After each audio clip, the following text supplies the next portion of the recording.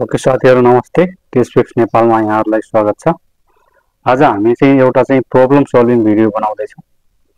त्यो के हो भन्दाखेरि अब हामीसँग चाहिँ अब भिडियो बनाउनलाई क्यामेरा छैन, अब पीसीमा एडिट गर्नु पर्यो, वेब क्यामेरा छैन, अडियो कसरी रेकर्ड गर्ने हैन, भिडियो कसरी रेकर्ड गर्ने अलि समस्या हुन्छ।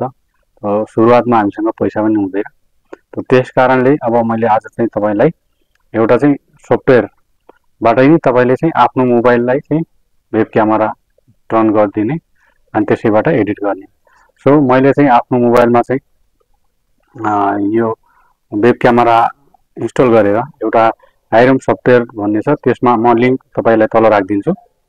त्यसमा चाहिँ तपाईलाई लिंकमा गएर चाहिँ डाउनलोड गरिदिनुस्। डाउनलोड गरेपछि त्यसलाई चाहिँ मोबाइलमा पनि डाउनलोड गर्नुस् र डेस्कटपमा ल्यापटपमा पनि डाउनलोड गर्नुस्। अनि त्यसलाई चाहिँ कनेक्ट गर्नुस् टुगेदर हैन। तपाईको मोबाइलमा पनि खोल्नुस्, ल्यापटपमा पनि खोल्नुस्। अनि त्यसपछि चाहिँ तपाईको चाहिँ त्यो मोबाइल नै वेब क्यामेरा टर्न हुन्छ। यो कसरी गर्ने भनेर म तपाईलाई त्यसमा लिएर जान्छु, भिडियोमा लिएर जान्छु। सो अब तपाईले हेर, सबैभन्दा पहिला तपाई वेबसाइटमा जानुस्, आइरम वेब क्याम भनेर तपाई यहाँ सर्च गर्नुस्। यसलाई डाउनलोड गर्नुस्, रन गर्नुस्, नेक्स्ट गर्नुस्, नेक्स्ट गर्नुस्, नेक्स्ट गर्नुस्। यो चाहिँ डाउनलोड प्रोसेस भइसकेपछि तपाई इन्स्टल गरिसकेपछि अब चाहिँ यसलाई कन्टिन्यू गर्न दिनुस्। .net को फाइल लिइराछ, यसलाई लिंक दिनुस्।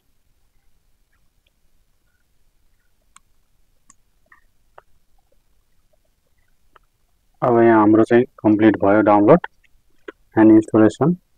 अब मोबाइलमा पनि त्यही डाउनलोड गर्नुस्, आइरम सफ्टवेयर डाउनलोड गर्नुस्। भयो।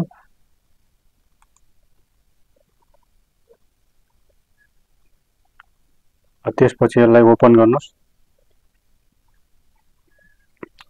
ओपन गरिसकेपछि ल्यापटपमा पनि खोल्नुस् र आफ्नो मोबाइलमा पनि खोल्नुस्। अब चाहिँ तपाईले भने जस्तै त्यहाँनेर ओके ओके गर्दै जानुस्। अब यहाँ हाम्रो चाहिँ रेडी भइसक्यो। अब हेर्नुस्, मेरो चाहिँ क्यामेरा चाहिँ अब मोबाइल चाहिँ क्यामेरा भइसक्यो। सो तपाईहरु पनि यसरी चाहिँ प्रब्लम सल्भ गर्न सक्नुहुन्छ आफ्नो। धन्यवाद। च्यानललाई लाइक सब्स्क्राइब गर्दै गर्नुस्। नयाँ हो, नयाँ च्यानलमा तपाईहरुलाई स्वागत छ। ल धन्यवाद।